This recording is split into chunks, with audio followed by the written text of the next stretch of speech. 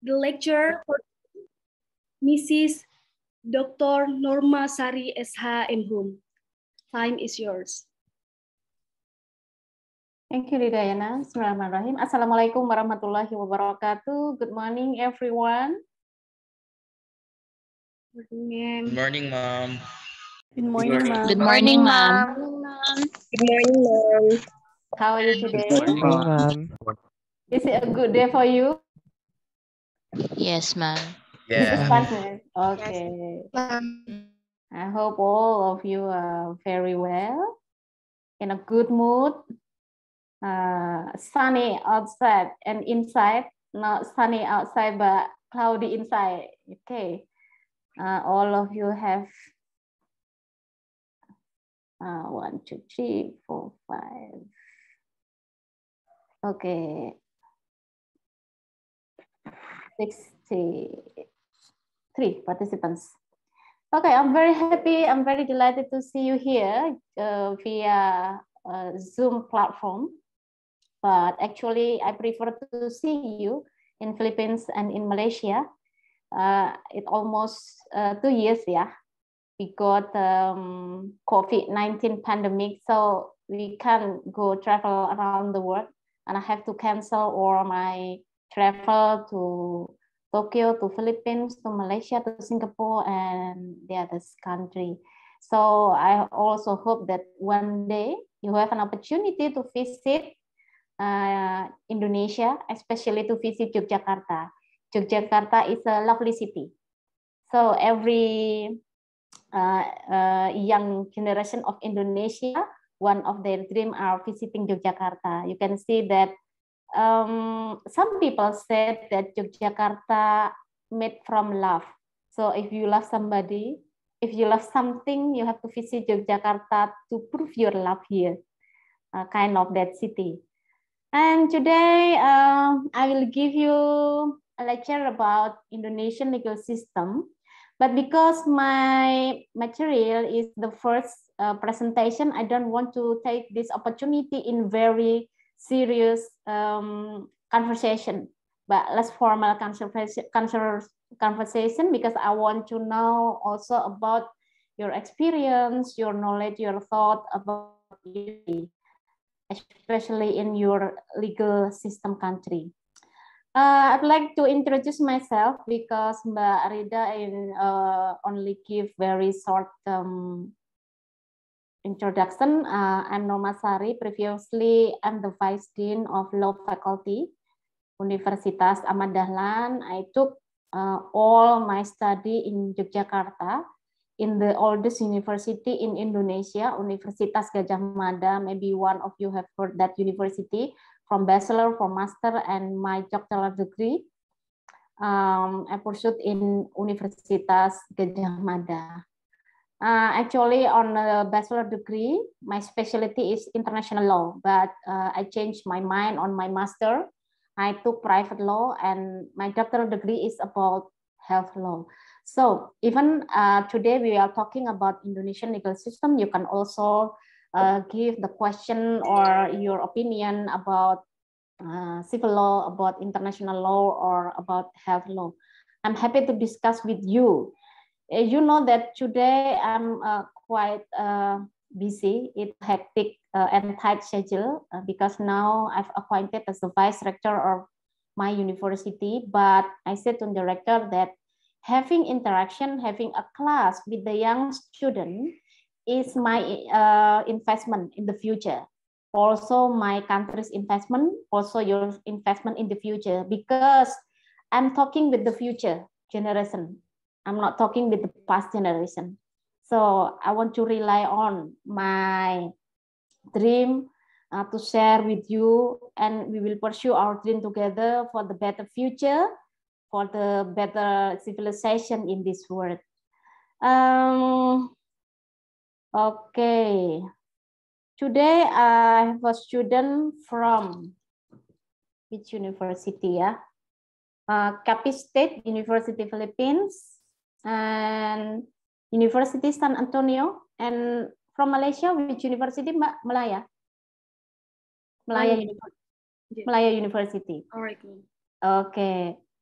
May I ask you a question? Have you been to Indonesia? One of you? Not yet.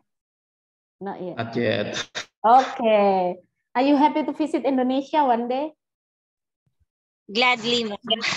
Oh, Pleasure, ma'am. Hopefully. okay. Okay. Next opportunity, we will create some mutual cooperation and you can visit Indonesia, you can visit Yogyakarta, and you can visit Universitas Ahmad Dahlan. My last visit to Philippines was quite long years ago, but I'm very impressed and very happy to see in the Philippines because the people of Philippines are very kind to Indonesian. I was so surprised because from the airport to the university, the student of primary school, from elementary school and middle school and high school,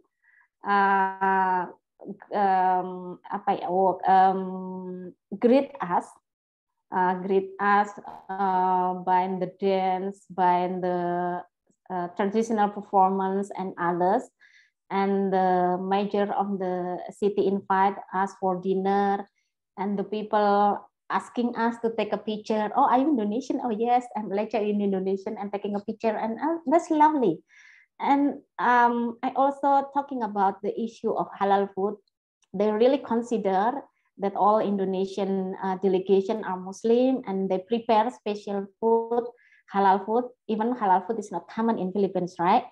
But they specially service us by halal food, and I really appreciate on that visit in Philippines. I hope someday if you come to visit Yogyakarta, you will feel the same feeling, that you are happy, that our hospitality will not let you down, and you will visit again and again in Yogyakarta. Let me start our discussion for today. And if you have something urgent, you are going to the loo or to the toilet, just off your camera. But if you just want to talk with your boyfriend or girlfriend, don't ever unmute, because it will distract our discussion. Because during this pandemic situation, I've got a funny experience. One of my students calling her boyfriend and unmute herself, and then hello honey, oh, it is very boring in the morning, I have to take a class with the Ma'am Norma, and she insists me to recall or to remind so many things about the theory and blah blah blah. Then all the class was silent. Oh really, is it boring? And she shared her idea with the boyfriend. Such a funny story during the COVID-19. Okay, today we will talk about Indonesian legal system, but after my class, we will get a more and comprehensive understanding about Indonesian legal system, because the other lecturer will give you a deep understanding each of Indonesian legal system. Based on the Black Dictionary, legal system is a system as orderly combination or arrangement as of particular parts or elements into a whole, especially such combination according to some and rational principle.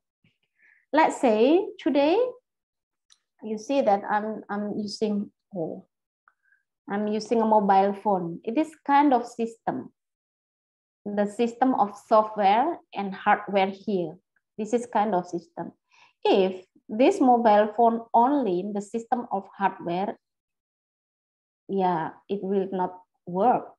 But because inside of this hardware, there is a software, so we can use this mobile phone. A system is a combination, and it is a must that the combination work together and work properly and not to crash with others.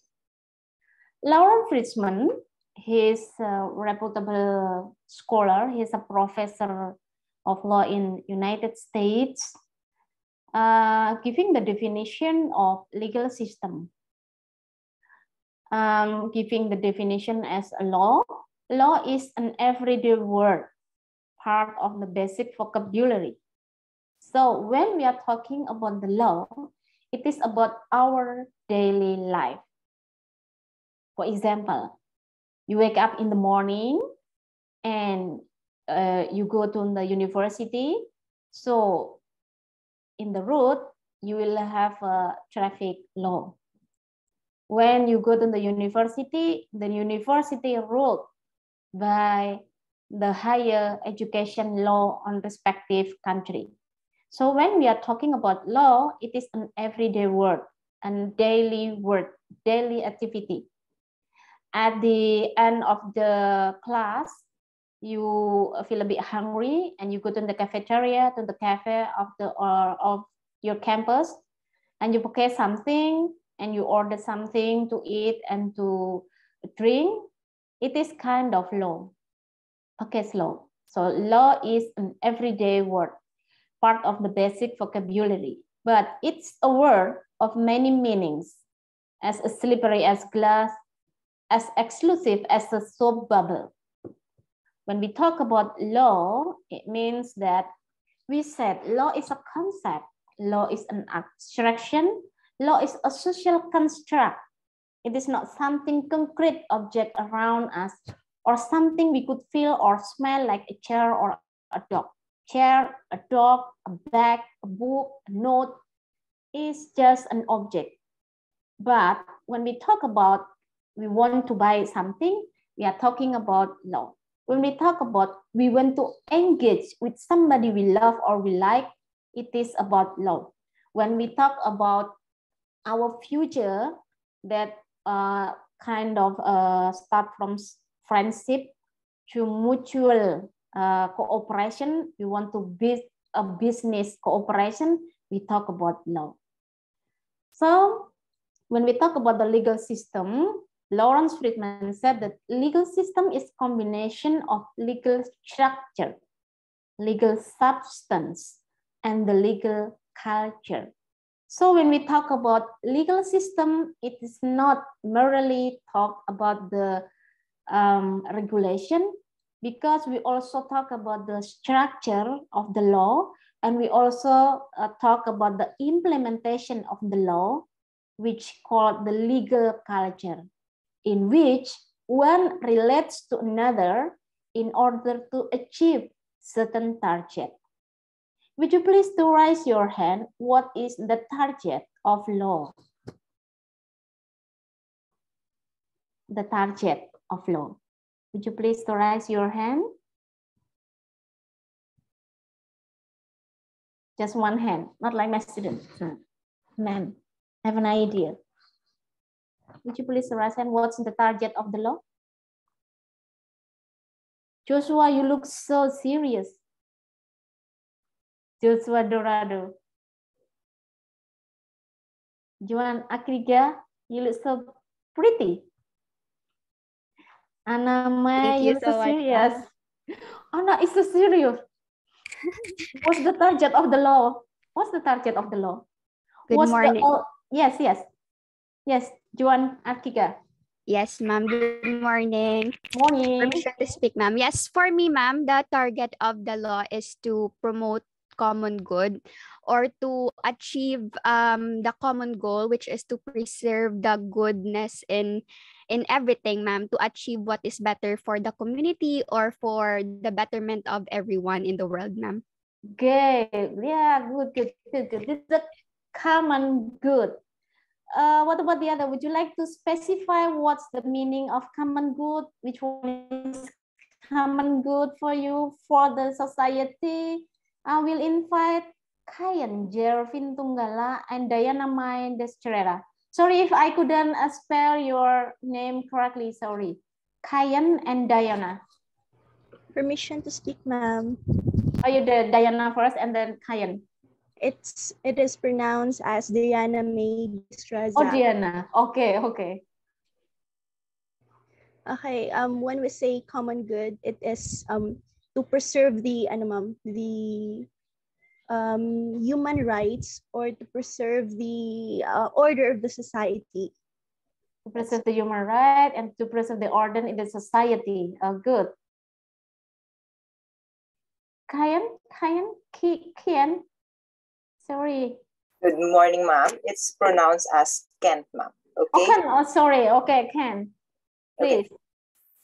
For me, ma'am, the target of the law is to protect the people of a country or of the world. When we talk about the international law, it protects every sector of our society so that we could run or we could progress as a whole and not just as a one sector that only progress. Indeed, indeed. We talk about the whole society. It means the society is in the world, not morally on your society, not morally on your country, but we are talking about the world as a whole. Oh, great. And which one is Franceng and Rans Manuel? Sorry. If I couldn't. Sorry. Franceng. Hey, ma'am. Good morning. It's Morning. pronounced. My name is pronounced as Franz Cheng, ma'am. Franz Cheng. Okay, right. Quite right. So, in my opinion, the target of the law is to maintain peace and order within the society, and without the law, therefore, there would be chaos. So, if there is a law, one would feel safe to live within that society. Yes, you are talking about the chaos because the reason, the entry of the law, the main reason of the law is to prevent and to protect human interest. As you know that every human have their own interest, have his or her own interest, and when they meet together, it could possibly cross or clash with others. So law is a kind to protect them, to protect human interest as a whole society, as previously Ken said, and previously Jonas said that it is a common good. And what about Manuel Restar? Would you please to give your opinion? Ma'am. Yes, morning. Good morning, ma'am. So for me, ma'am, the law it ensures a person's right, ma'am, as a citizen of that society or that country, ma'am. Yes, you are talking about the citizenship and the civil rights, ma'am. Yes, the civil right. Yes. Now maybe another lecture we'll discuss with you about the global citizenship. But when we are talking about the citizenship, it's not merely about our nation, but it is also about the global citizenship, about the whole population of the world. And Ivy, Tablihan, Ivy or Evie? Ivy, ma'am. Ivy, okay. Permission to speak, ma'am. Yes, ma'am. In my own opinion also, the target of the law is to have a society to have a common ground where we can exercise our human rights. Okay, that's a common ground. So one more, Elizabeth Ayen. Elizabeth, right? Hello, ma'am. Hello, morning. Ma'am, I think it is not only the about the rules, regulation, common good, and how people interact with each other, but rather the target of law. I think, ma'am, it also examines the current state of a country, the national affairs, and it is essential also, ma'am. It is also essential to know and the interaction underlies in human conflicts, ma'am. It is also it revolves also in the masses, the real-time access of information to public, and to monitor the conduct of how the state affects people and people affects the country. Oh, that's great. That would be all, ma'am. You talk about the relationship between the law and the state. How the state protect the society by the law, and how the state responsibility as the subject of international community. After Jonah and Rupert Ballon, Mel, how should I pronounce your name? Mel Rupert Ballon? It is pronounced Mel Rupert Balyon, ma'am. Balyon Honrado. Balyon. Oh, okay. Yes, ma'am. Yeah. Thank you. Ma'am. So the target of the law is to give benefits to all of us. So when we implement the law, it can help us to what we call this to maintain or to make a better place for us in our society. That's all. Okay, thank you. Very, very great student. If you come to my class on not online, but offline, I will offer all of you to go to the cafeteria and it is free for you for today. Thank you. Give applause for us. That's great. It is very energetic class and very dynamic class, ya, Mbak Ridayana. Because you know, when the class provide in online, sometimes students are just mute and just off camera and listening other people talking, listening music, or even they went to another place to buy some food or drink. Oh my God! But yeah, I have to be very, very patient lecture. But today, totally different. All of you are engaged in this fruitful discussion. Yes, indeed, that the society need to be maintained as a whole and sustained for the long, long time. Because we are not walking alone on this world. So the other issue, all of you are talking about to prevent, and all of you talking about peaceful, all of you are talking about the human interest, how to prevent from conflict, how to, and the other issue, it is very important to discuss about justice. You remember that? Yes, because when we talk about the society, we talk about law, we talk about prosperous and justice.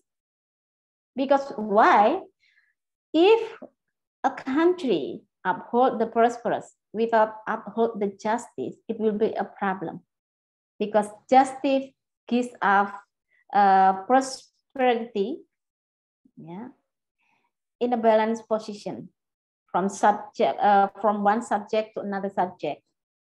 So justice is very, very important word when we talk about the ultimate goal of law, when we talk about the target of law.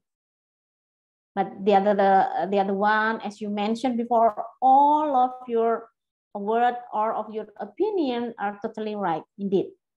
But we need to underline about the justice. So when we talk about the justice in the legal system, okay, I'm going to share again. Based on that, it concludes that the legal system comprises of three components that must be worked together. Legal structure. We talk about the law. We talk about the structure of the country, the structure of how to enforce the law. We talk about the court system, the trial system, and the legal substance. We talk about what is the meaning of law for a country, and we talk about the legal culture, how they implement, how they work their law on daily life. So after we discuss about the common good, we discuss about the protecting human rights, we discuss about to creating a peace world, then finally we conclude that justice is one of the most important words in this society. We move to the map of the world legal system. Okay, the blue one is civil law. The red one is the common law. and the dark one is the customary law.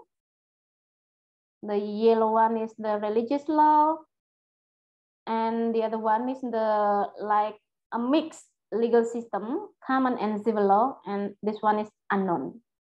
So based on this map, Indonesia kind of the one of the country of the civil law system. What about your country? Please tell a bit. Ma'am. Yes. Wait, I couldn't see you. Louis. Sorry, you still mute, Louis. Sorry, ma'am. Good morning Yes. again. Morning. So the Philippines is implementing civil law, ma'am. Civil law. Okay. Yes. When we talk about the law in the modern society, actually there is no country strict to one system, like Indonesian, for example. Previously, in our country, we don't have any activities about the down payment.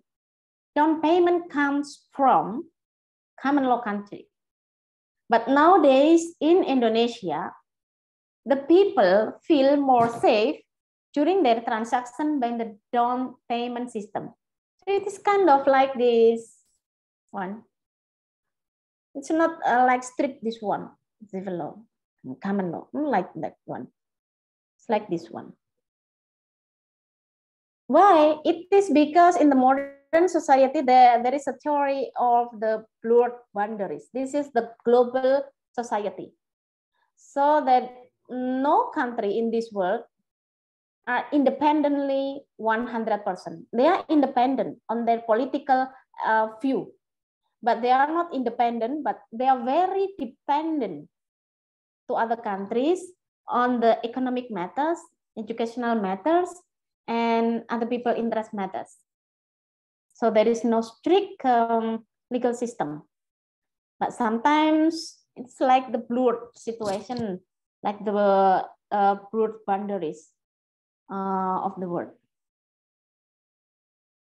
Indonesia, wait a second, please, implements a mixed legal system with the dominant or the main system is civil law system, adapted from the Dutch colonial law. You know that the countries in Southeast Asia during the colonial period, Indonesia was ruled by the Dutch, and Indonesia also recognized the customary legal system. Actually, we do not call it customary law in Indonesia, but we call it adat law. And the religious legal system, yeah, we will talk about it later. Indonesia is a country which adopts civil law system, and as a former tributary of continental Europe, the Netherlands, up until now, Indonesia is still bound by the legislation of the colonial. It is based on the Article 1 transitional rule. You know that Indonesia struggling for, Indonesia is struggling for their independence. So it's not given by the Dutch, but we are struggling for the independence. In the Article 1 transitional rule of the Constitution of the Republic Indonesia 1945 states that all existing legislations are still valid as long as a new one has not been enacted according to this constitution. This is what we call that Indonesian civil law mainly adapted from the Dutch colonial law. Source of law inherited from the Dutch remains applicable as long as the new law has not yet been established. So civil law in Indonesia is adapted from the Roman civil law, covering both written and unwritten law. So that's the main idea of the civil law system in Indonesia. It is adapted from the Dutch colonial law. Let's see the example. Indonesia has the civil code. The original name is Burgerlijk-Wetboek voor Indonesia, or we call it Kitab Undang-Undang Hukum Perdata or Civil Code. Previously, it is from the Dutch. So we put Burgerlijk-Wetboek voor Indonesia. As well as civil code, the commercial codes also comes from the Dutch. The commercial code of Indonesia is Wetboek van Koophandel. Oh, I'm not good in speaking Dutch. And the other one is the penal code, the Wetboek van Strafrecht. These three codes are still valid in Indonesia up to now. But some of this regulation has been replaced by the new one. But mostly, we still use these three of codes. Any question, please?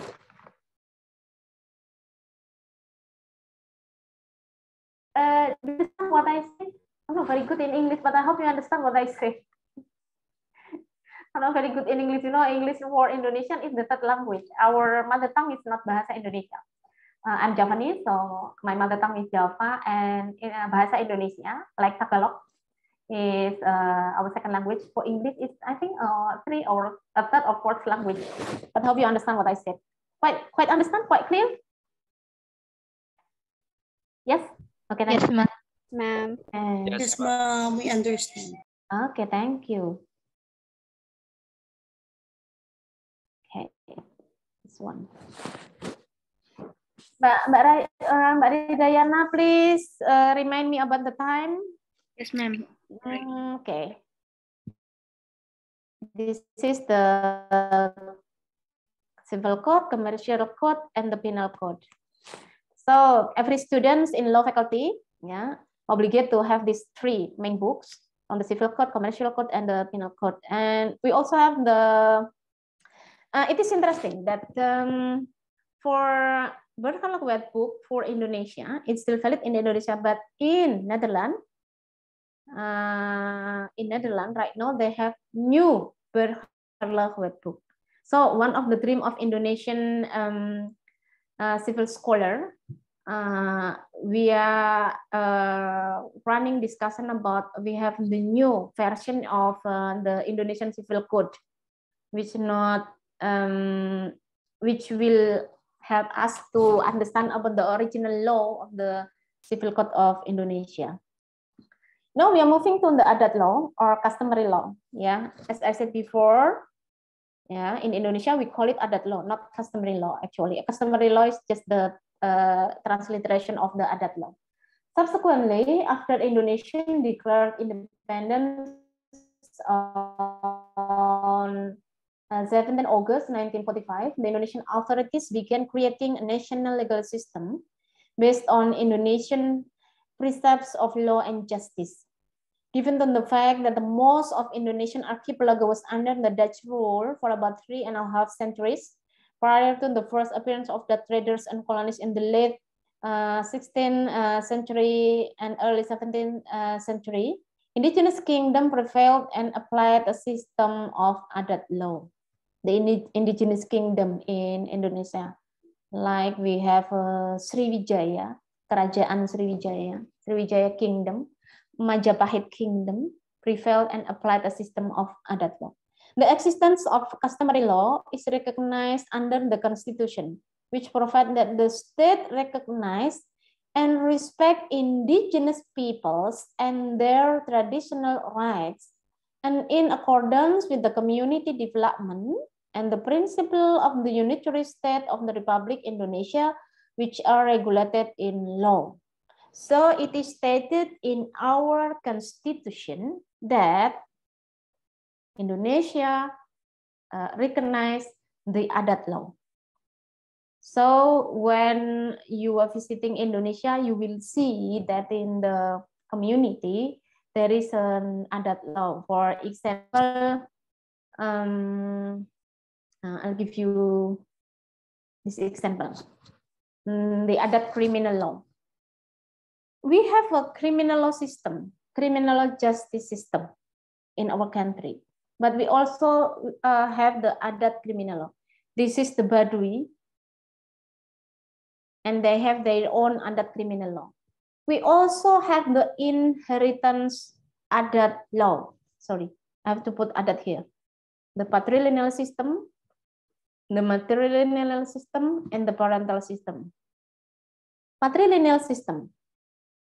So the inheritance law based on relationship to the father or descent through the male line. While the matrilineal system based on the relationship with the mother or the female line. Both of them are parental system based on parent. Mostly in the world, we implement the parental or parental system, but in Indonesia we can find patrilineal system or matrilineal system. For example, in matrilineal system, based on relationship with the mother. Yeah, your main relationship is not with your father, but with your mother and the siblings of your mother. That's what we call matrilineal system. Any question for us? You understand about patrilineal and matrilineal? So for example, you got it, yeah. For example, Joanna Grace, yeah. Your relationship comes from your mother and your mother's sibling, not comes from your father, because you are matrilineal system. But for patrilineal system, for James, for example, your relationship comes from your father and your father's sibling, not come from your mother. But for parental, I'm Japanese, so I'm parental system. So it comes from my mother, both from my mother and my father. But in Minang, in Padang, Padang is very famous in Indonesia. It's a part of Sumatra Island in Padang, and they have a very bold adat law in their daily life. They have the matrilineal system. So it will affect your inheritance law. It will affect your kind of relationship in the whole family. For example, Joanna Grace, if you want to marry somebody, you will ask your mother's sibling. Kind of that. And your mother's sibling will responsible for you. Because the line comes from the mother. You get it? Is it quite clear explanation? Oh, see, Anna May, serious and serious again. Oh, I love you. You're very serious. And you didn't. Mom, I cannot process in my mind how the perennial the things. It's quite difficult to marry. Oh, it's not quite difficult. It's just about it is like when you need consideration from your family, you just talk with them. It's just like the manner you have to talk from matrilineal system, you have to talk with your mother and your mother sibling. Kind of that. You have to respect them. Yeah, you have to respect them because it is the mother line. You cannot let them down by never discuss about your daily life, never discuss about your future life, because this is like, but now it's not like that strict, yeah. You know that the situation has been changed. You know that the people from Sumatra Barat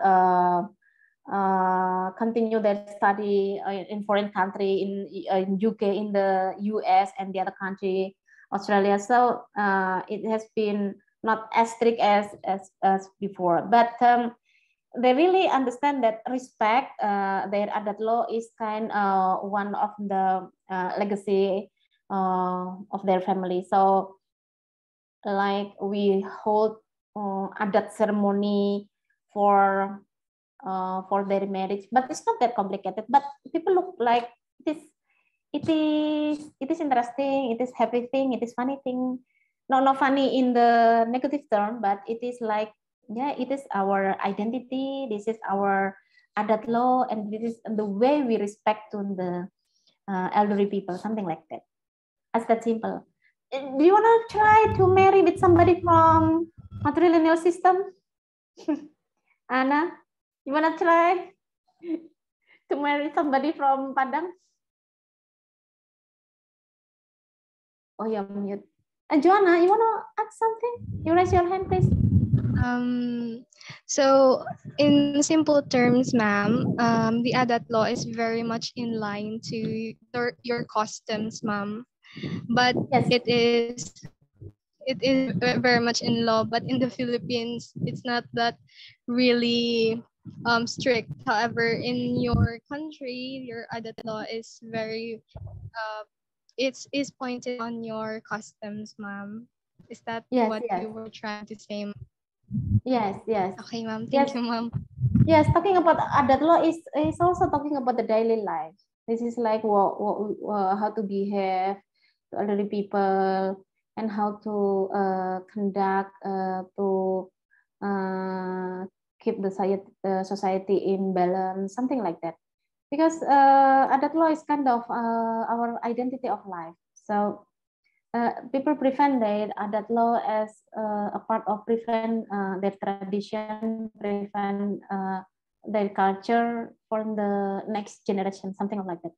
But it's not as strict as a previous period, because no, people has been changed, has been very dynamic for today, and they adapt from so many, and they adapt and they learn from so many countries, and they have so many relatives from other countries. So, but deep in their heart, they're very proud of adat law still exists in Indonesia. Like, for example, I'm Javanese, and we have so many ceremony for a traditional ceremony for adat law. I took some of the ceremony, but I left some of the ceremony. For example, kind of ceremony. Or for my marriage, like this. For my marriage, for my ceremony, I prefer to wear the traditional attire for my marriage, because that's the only special days in my life. So it's kind of the prevent our tradition. Any other question? Francheng? Oh, Ken. Hello, ma'am. Good morning. May I ask, ma'am, if there is some penalty if you don't follow the adat law? Yes. Hello, ma'am. Yes. Is there a penalty if you don't follow the adat law, or it's just like it's okay? It's if you don't follow it or not. It depends on the society. Like for the Badui society, there is a penalty, but for other community, it is kind of like a social sanction. You know, social sanction. They just, oh, I think that's impolite or something. Oh, he's kind of different from us or something. Just social sanction. But for a strict community like Badui is a very strict adat community. They have a very strict law among of them. But like me, I live in not rural, not very rural area, but in a cosmopolitan area, it's not strict anymore. So it depends on the adat community itself. Some of them are very strict, some of them are less strict, and some of them are totally ignored on the adat law, because some of the communities, like just mixed community, comes from nowhere and going to nowhere So it's like the modern society. Thank you, John ma'am. thank you. Samuel. John Samuel, really? Yeah. Please unmute yourself. Hello, Yes. ma'am. Am I audible? Good morning, ma'am. Morning. Okay. I would just like to go back with the matrilineal system of Yes. inheritance. You said a while ago that if a lady from that kind of system wants to marry, they need to ask the siblings of their mother, right? Yes. I'm just curious, do the siblings of her mother have a last say to her marriage? I mean, is it just a sign of respect to ask them about the marriage, or can they oppose it, or can they stop the marriage if they wanted to? Yes, it is kind of they respect that their land comes from the mother. So today's the approval system is kind of the ritual system, but it's not in substance. In substance, of course, they ask their parents, yeah, both the mother and the father, but they have to respect the whole family approval, something like that. If they oppose, yeah, they will discuss it. Yeah, like the modern society, like they will discuss and just give one of other perspective, which one is better, something like that. But there is like they conduct ceremonial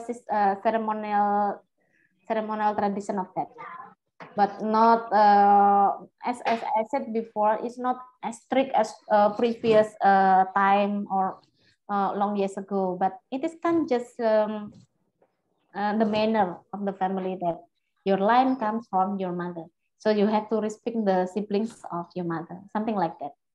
So don't worry if you want to marry with the girl from the matrilineal system and you have to fight with the sibling of the mother or no. The situation is not like that. It's just like the manner. It's just like they have to prevent, they have to bear in their mind that they come from the mother's line, something like that. So there is a ritual, there is some ceremonial adat about the approval of the big family. Okay. Okay. Thank you, ma'am. I think Mbak Ridayana, I think I have to visit Padang with all of the students of this class because they are very interested on exactly, the issue. Yes. Oh, you know, in Padang, we find the kelok 44. We have to move round.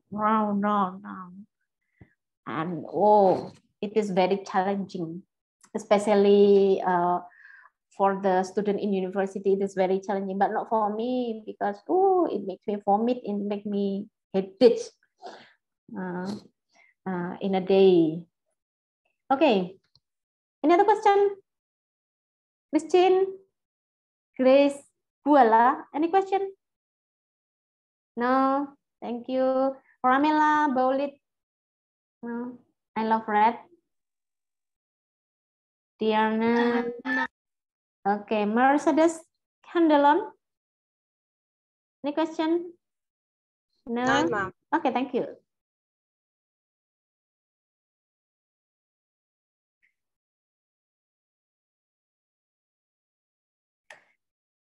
The statutory standard of adat law, Dutch colonial law, and Islamic law coexist in Indonesian modern. So they comes together, coexist.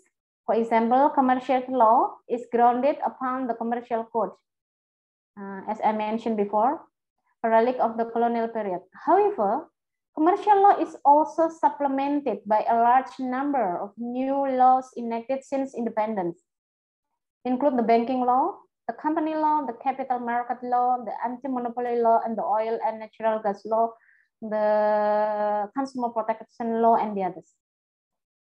While the customary law is also recognized under the law of 5, 1960 on the basic agrarian principle, the use of customary right in rural communities. So we have the agrarian law, number 5. And in this law, they recognize about the customary rights in rural communities.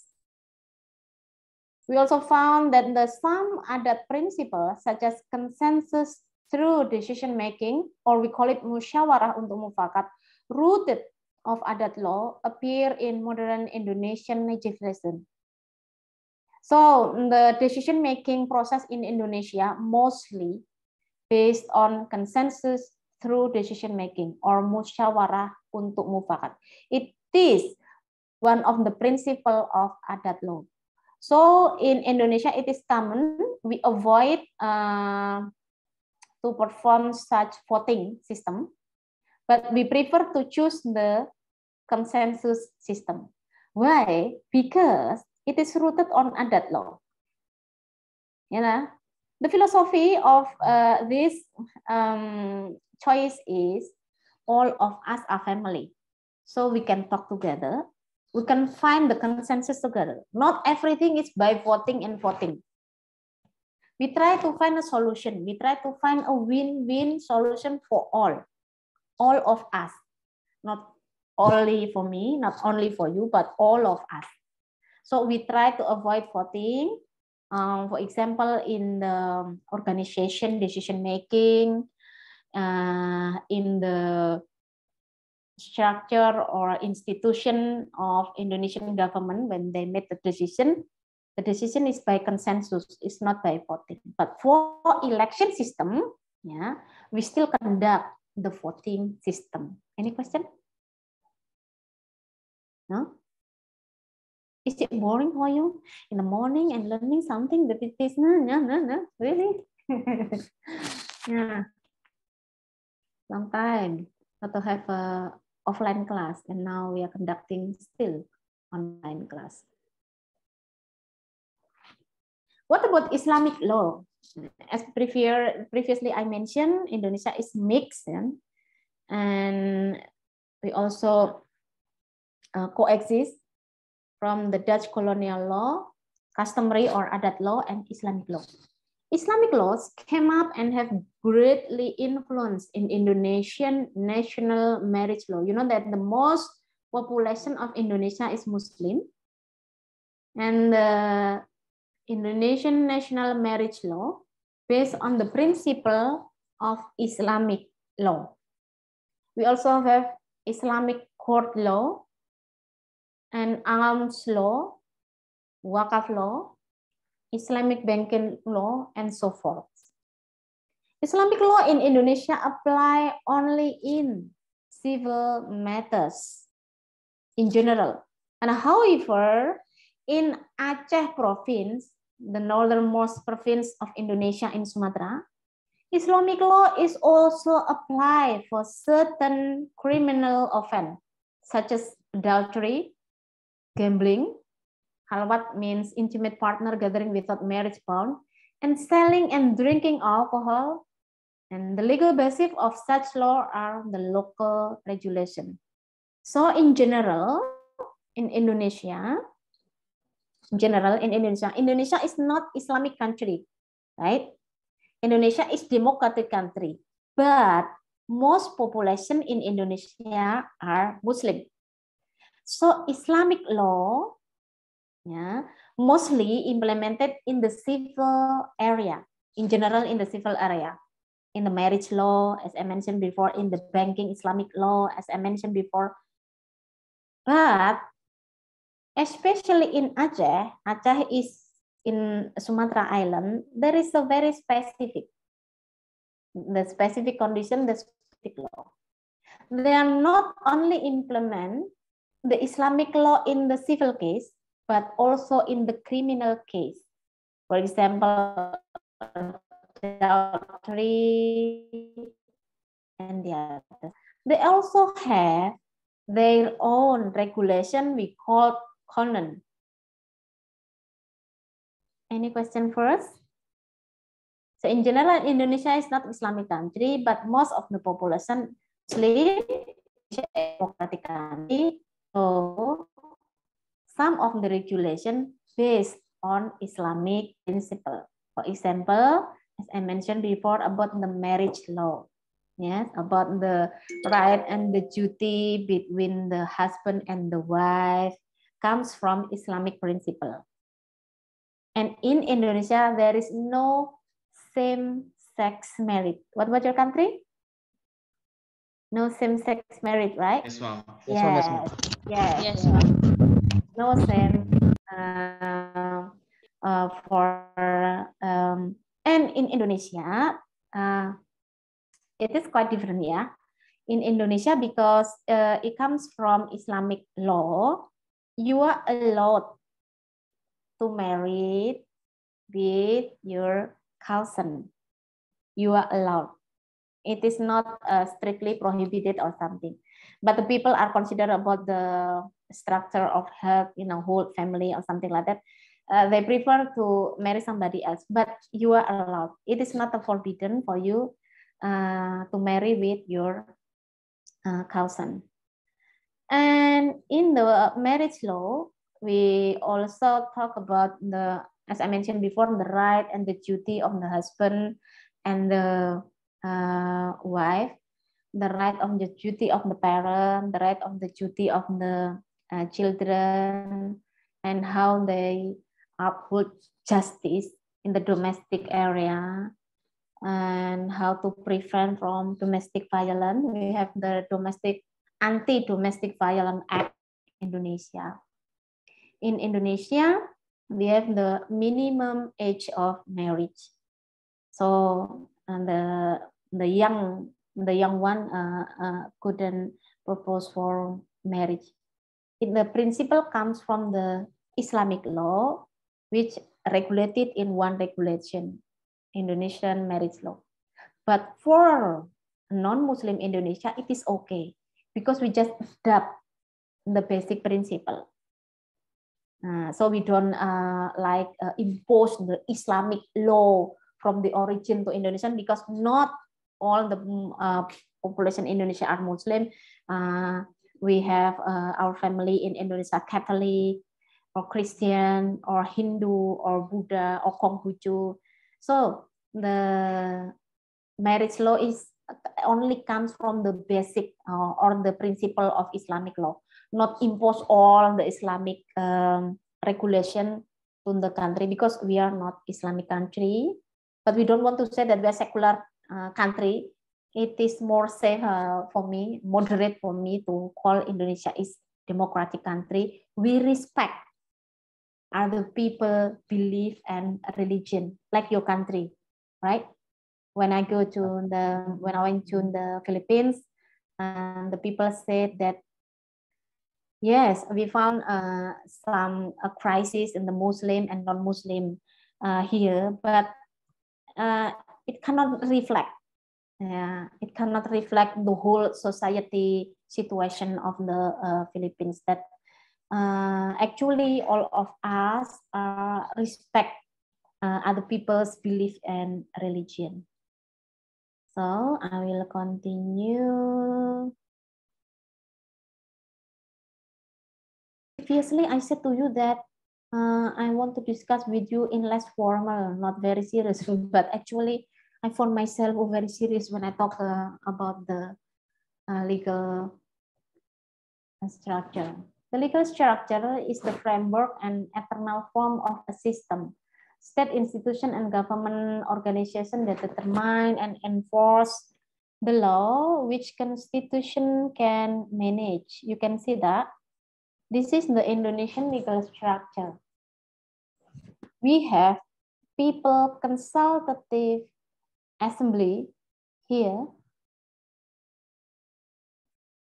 based on our constitution. We have People Representative Council here, the president here, and the Supreme Audit Agency here, and the Supreme Advisory Council here, and the Supreme Court here. But it is during the New Order. After 1998, Indonesia has a reformation system. The political system after the change of the constitution, the situation has been changed. We have bicameral system here. The first one, we have Supreme Audit Agency here. We have the People Consultative Assembly here in 2 rooms. So we have bicameral system. People Representative Council and Regional Representative Council. And the president here, and the Constitution Court here, the Supreme Court here, and the Judicial Commission here. The Judicial Commission is the new one in our legal structure, in our political system. You know that the political system and the legal system are 2 sides in a coin. Wait. And so you, Professor Mahfud,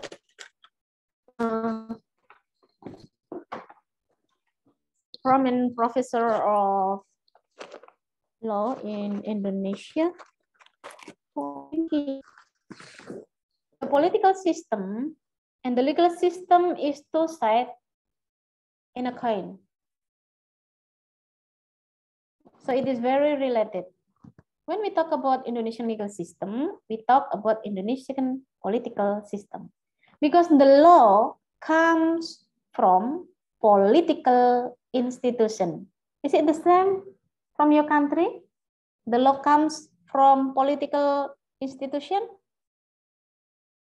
Who create the law in your country? Legislative, ma'am. Legislative. So legislative is law institution indeed. But legislative is also political institution, right? They are elected. Yes, they are elected by the people of your country, right? Yeah, they represent the people of your region, right? Yes, so the legal system and the political system are 2 sides in a coin. Any question? None, ma'am. No? None, ma'am. Okay, thank you.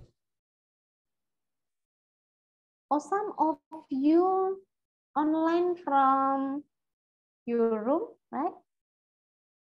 Some of you online from cafeteria, right? Some of you online from the zoo, right? From the zoo.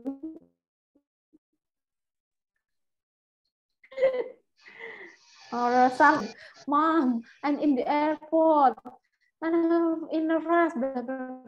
Please, if you are in a rush going to the loo, please don't tell me. Just tell me the good one, like, oh, mom, I'm in a rush. I will be elected as a president of the student or something like that. So it is very important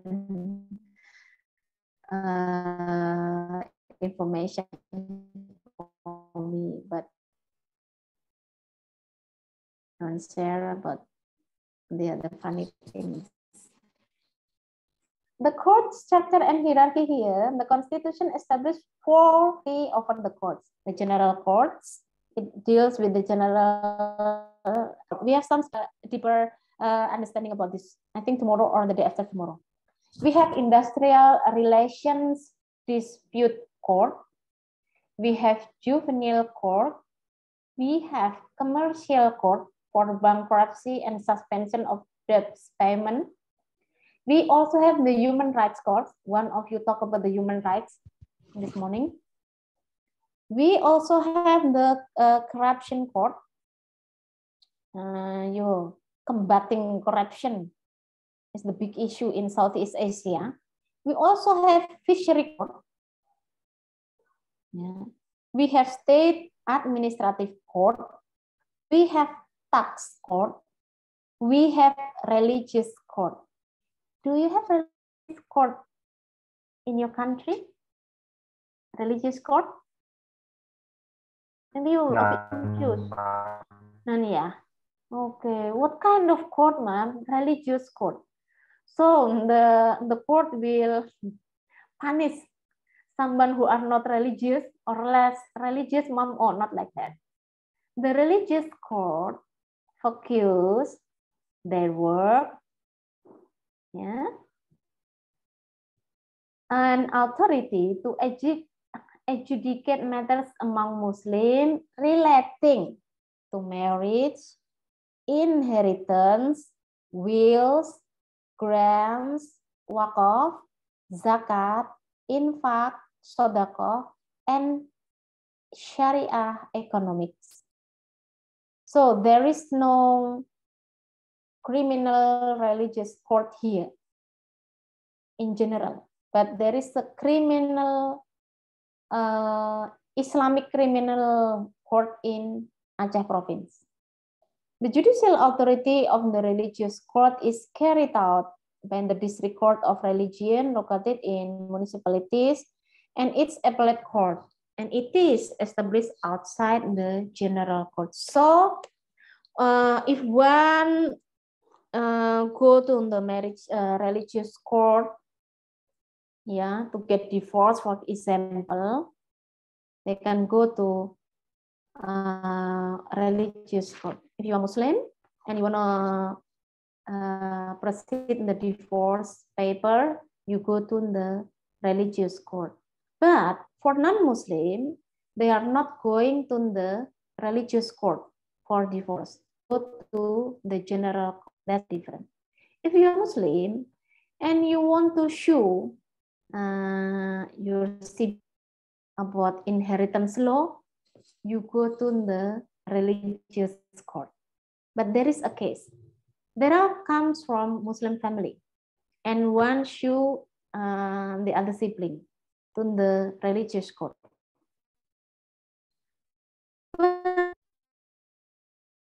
Play of the case said that we don't want to apply Islamic law in this case. We want to go to the general court. It has happened in Indonesia. And what's the of the court in that case? So the judge will say that let's go to the mediation first. After the mediation, you will decide you are going to the religious court or you are going to the general court. Do you understand what I mean? So religious court is only for Muslims. It's only for marriage law, inheritance law. It is not for criminal law, except in Aceh, as I mentioned before. Do you understand? Is it hard for you? Yes, ma'am. I understand. Okay, thank you. All of you are living in the same city, right? A different city? Comes from different city? No, ma'am. We're different municipalities, but the same city. But in the city. Okay, what's the specialty of your city? What's the special food of your city? Seafoods. Oh, seafood. Oh, like the city of Capiz is the seafood capital of the Philippines. Seafood. Okay. If one day I visit your city, would you like to serve us the special food from your city? Of course, ma'am. Yes, ma'am. Okay. Okay.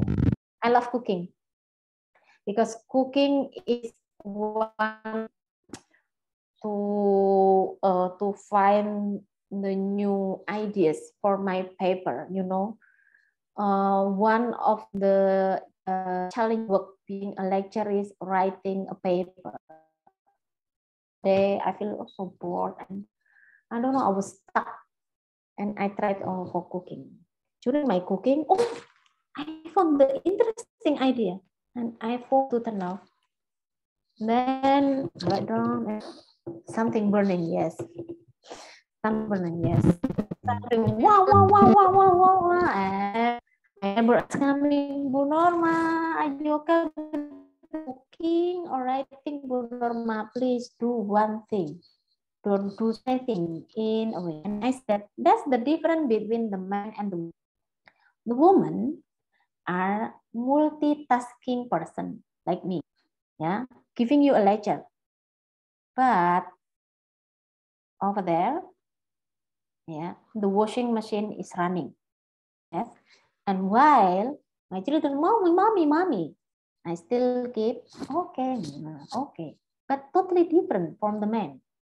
My husband was gaming and then raining outside. And I said, please, so many things outside, please, raining. Yes.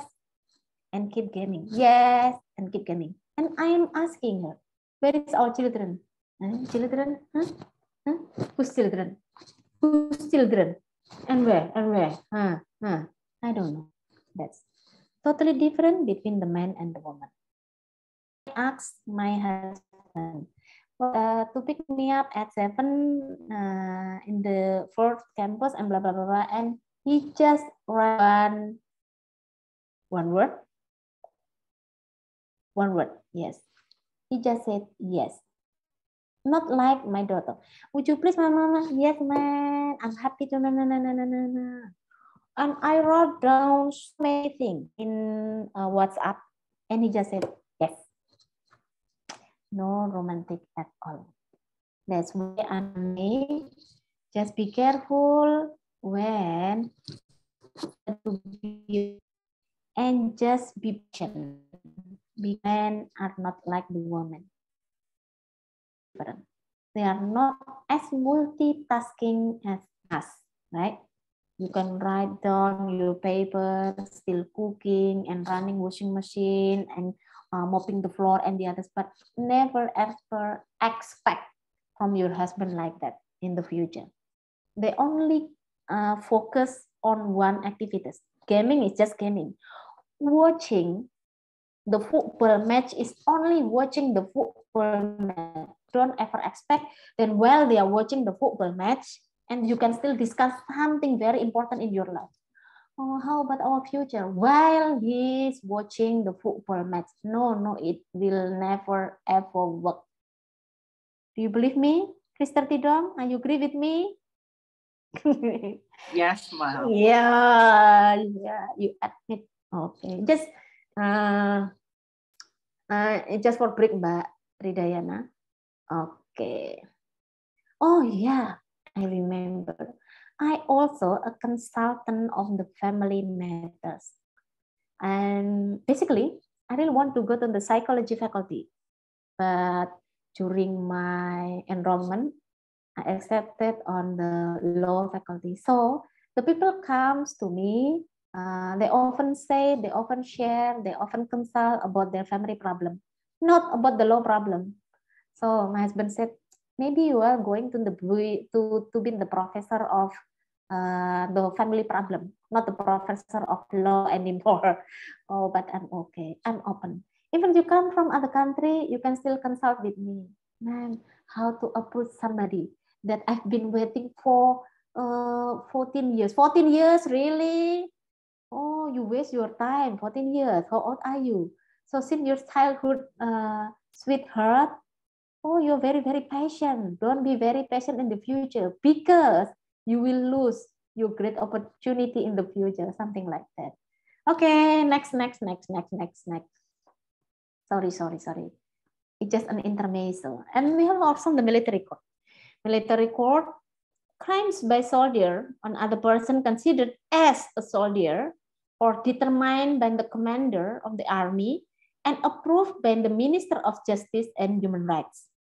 This is the administrative dispute within the army and also the civil lawsuit related to the military crimes. So we have so many courts in the country. We also have the quasi-legal authorities.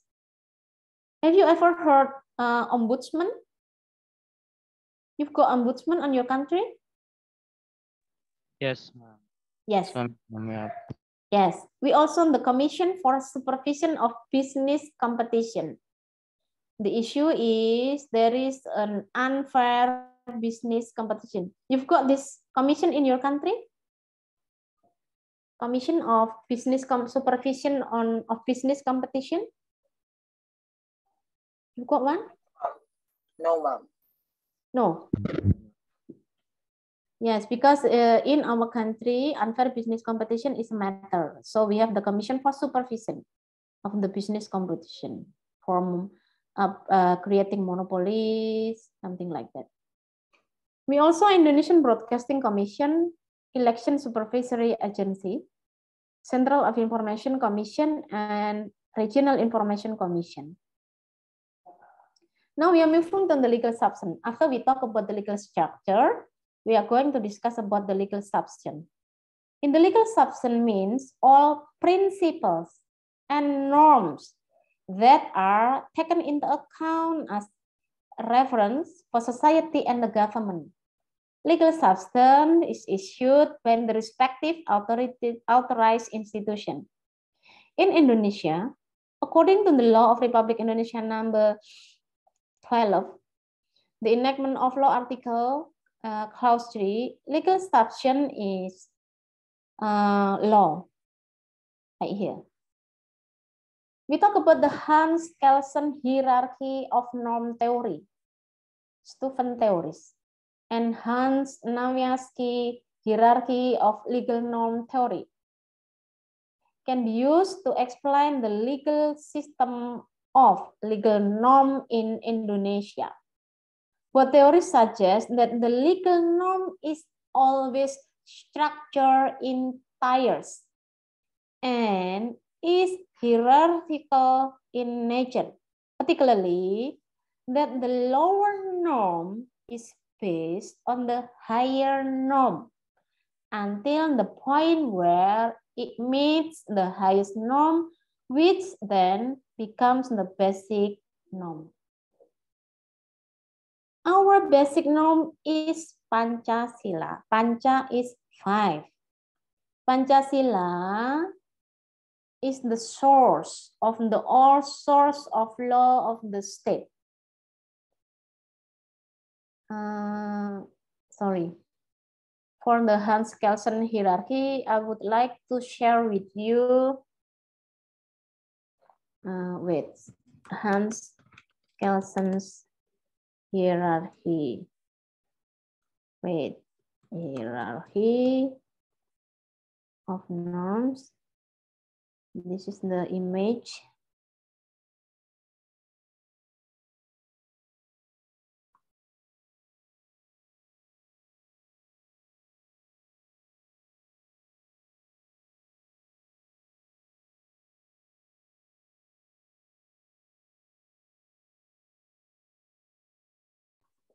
Talking about theory.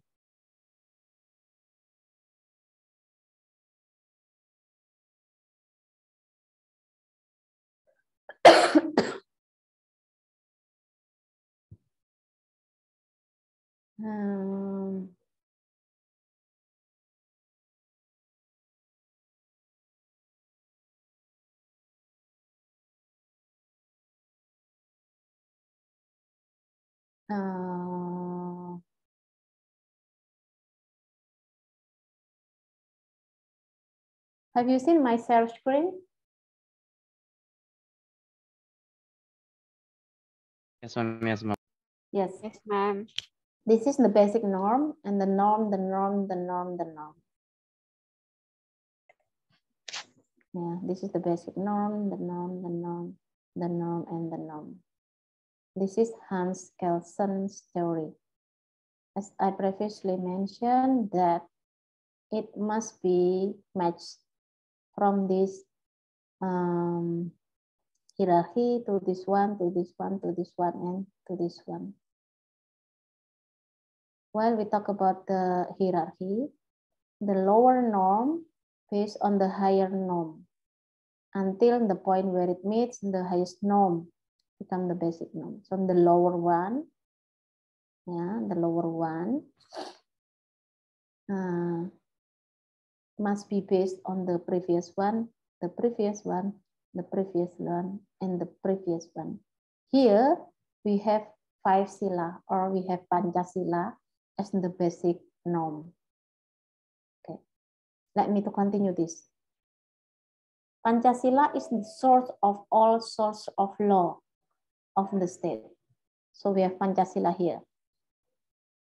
Pancasila, rooted from the philosophy of life or supreme ideology, is considered as the essence of all legal substance and as a foundation for the creation and implementation of the legal system.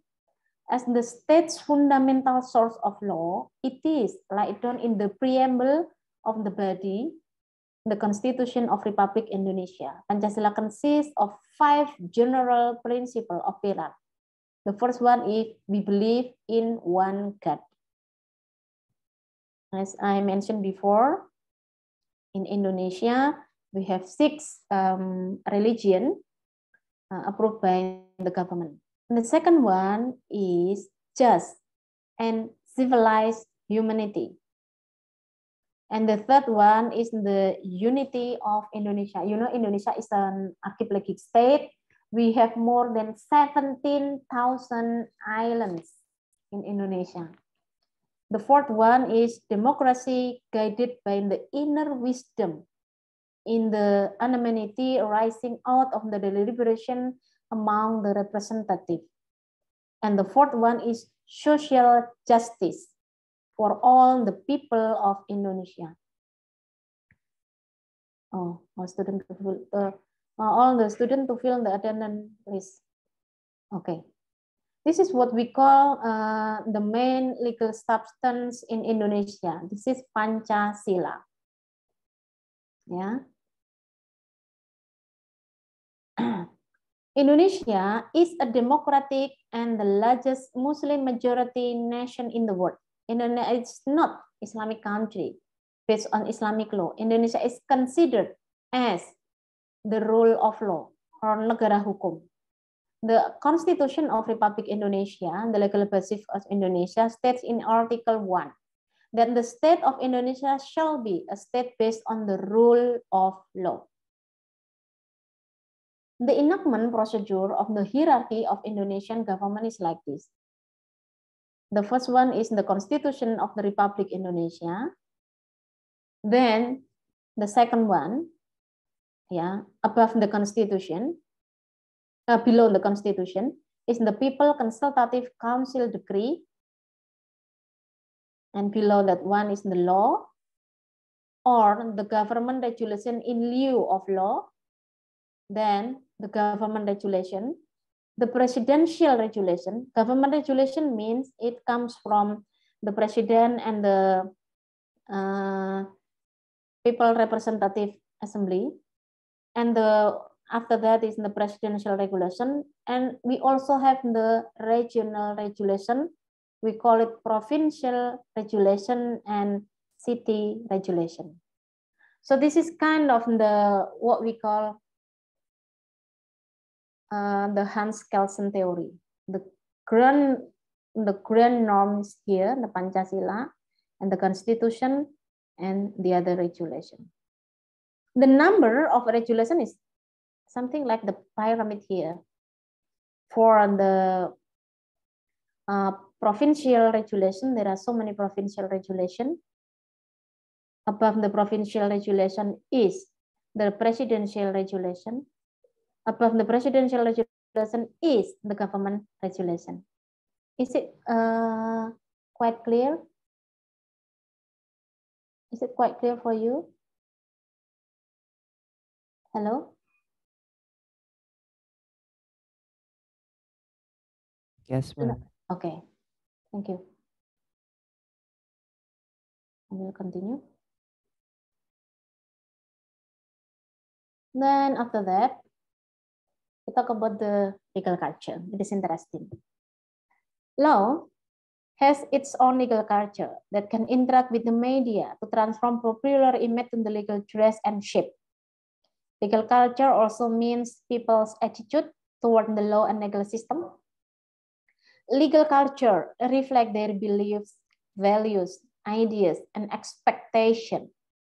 The legal culture, in other words, is the climate of the social flow and social force which determines how law is used, avoided, or even abused, yeah, abused of law. Without legal culture, the legal system is inert. A dead fish lying in the bush, not a living fish swimming in its sea. Legal or culture also means legal awareness of the legal subject of the whole community. I'll give you the example of legal culture in Indonesia. In Indonesia, the same-sex marriage is illegal. It is our legal culture.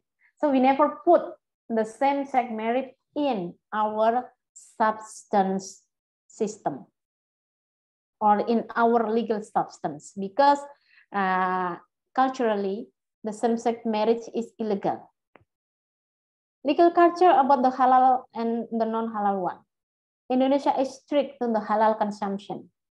Maybe the Muslim population is not obey for fasting during Ramadan, but they never eat the non-halal food in Indonesia. And I'm very happy that the people of Philippines are very aware of that when the Indonesian delegation visiting the Filipina and they serve only the halal food. Nah, this one. This is especially for the student in university. Not complying with the traffic laws. What about you? What about you? Not complying with the traffic laws. What about you? Francheng, what's your experience? Are you complying the traffic laws every day? Yes, ma'am. Oh yes. Oh, you are a good citizen. What about the other? Yes, ma'am. Oh, all of you? Yes, ma'am. Oh, great. Perfectly, ma'am. Yes. Oh, yeah, that's great. But because in Indonesia, you can find that the people riding a motorbike without the helmet. That's why I call not complying with the traffic laws. And sometimes they are doing jaywalk. You know jaywalk? Jaywalk, yeah, you know? Yes, ma'am. Yes, jaywalk. Yeah. Is it common jaywalk in Philippines? Yes, ma'am. Yes, ma'am. Oh, yeah, jaywalk. Yeah. Yes, ma'am.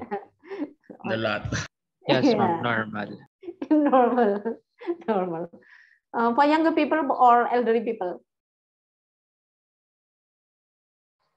Both, ma'am. Both. Oh, really? Both. Elderly people should be the role model for the young people. And yeah, we found the jaywalk in. And the people in Indonesia also respect to adat law. Therefore, as I previously giving you explanation, they respect to the adat law. And the anti-corruption is a big matter. So the issue of anti-corruption, the issue of law enforcement of the anti-corruption law is a big issue and will cover in everyday newspaper in Indonesia. I think that's all my presentation, and I hope at the end of my presentation you will ask or discuss with me some issue, what I have presented, or the other issue you want to ask about Indonesian legal system. Please feel free to ask. Feel free to give your comment. Feel free to give your thought, your idea. Or you want to take a break for a cup of tea? Law student. Any question? Boring? Or something make you dizzy? Or something make you really want to go to Indonesia? I hope so. Yes, Joanna? I think, Mom, what you have presented is very interesting, Mom, because I know we already know that the Indonesia has so many Muslims, but we did not know that it was not an Islamic country, Yes, Mom. And thank you for that information. And also, we have gathered so many interesting facts about the laws in your country, and we were able to know them and understand them, so that in the future, when we go to the Indonesia, we will know how to act right, ma'am. And Yes. thank you. Thank you. you can have the proof of what I said when you visit Indonesia about the legal culture, right? About the traffic laws in Indonesia, about the jailwork and young generation. Yes, Indonesia is not an Islamic country, but because Indonesia is the most population of Indonesia are Muslim, as I mentioned before, Islamic law is coexist with the other law in recent Indonesia. Joanna, please, I think you need to unmute. Okay, thank you. Farah, please. Farah Vileza. Yes, ma'am. So I was so happy and your lesson was very interesting. I learned so much from Indonesian legal system. Although it's our first session, but I think it makes me curious about the legal system of Indonesia. Thank you po. Thank you, Farah. Franz Chang, please. Yes, ma'am. After your lecture, I have discovered that politics in Indonesia is far from different from politics in the Philippines. Just like the Philippines, your country is a constitutional democratic country. And I also learned that the Philippine government is the same with your government. The government is divided into three branches: the executive, legislative, and judiciary. Yes, That's yes, all.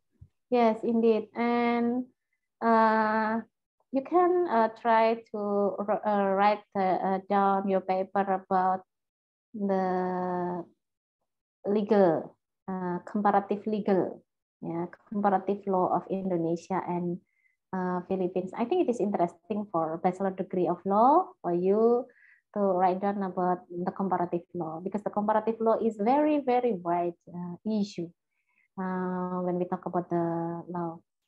And if you want to do a deep understanding and research, visiting Indonesia is no other choice. Yeah.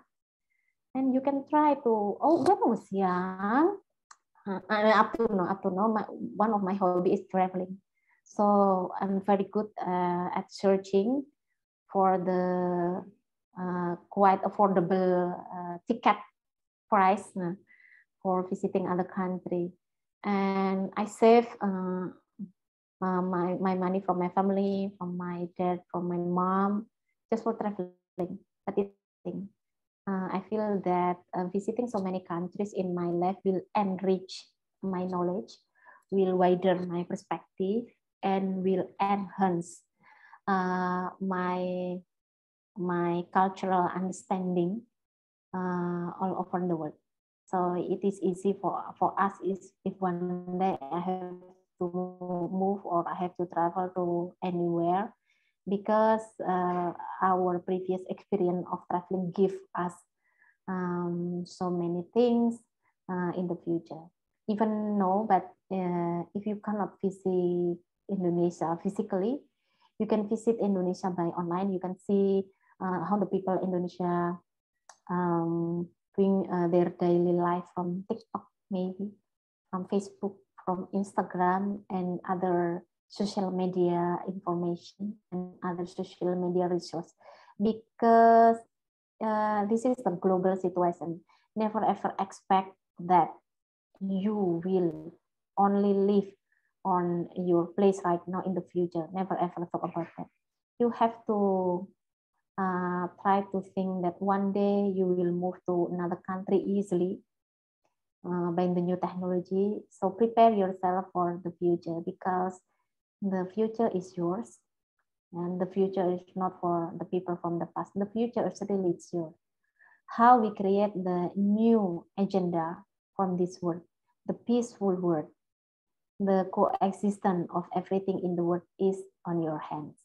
I'm very happy and very glad to have you here in this fruitful discussion from this morning to this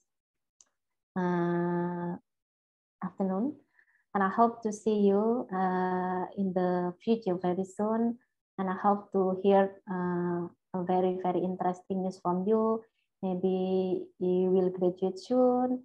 you took your master in the UK, in the US, and you will reach your dream, or even you will marry to Indonesian. Like siapa tuh ya? Denpasarmu tuh siapa, Mbak Ridayana? There is a singer, very popular singer from Philippines, and the title was Denpasar Moon.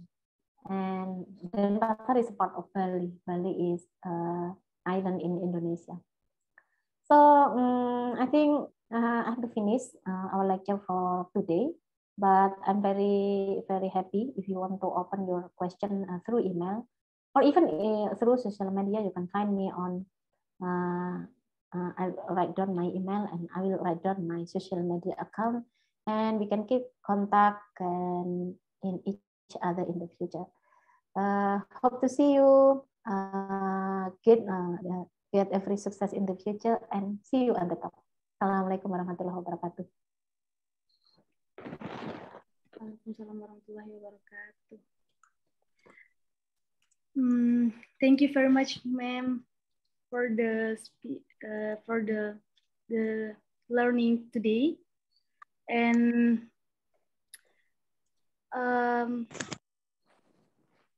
okay, this will be a closing for today. Thank you for your attention and see you next time. Wassalamualaikum warahmatullahi wabarakatuh. Bye-bye. Mbak Rida, please take a picture of us. Take a picture of us. Thank you. Thank you, ma'am. Madam. Thank you, ma'am. Thank you, ma'am. Thank you, ma'am. Salamat po. Thank you. Thank you, ma'am. Thank you. Thank you, ma'am. Thank you.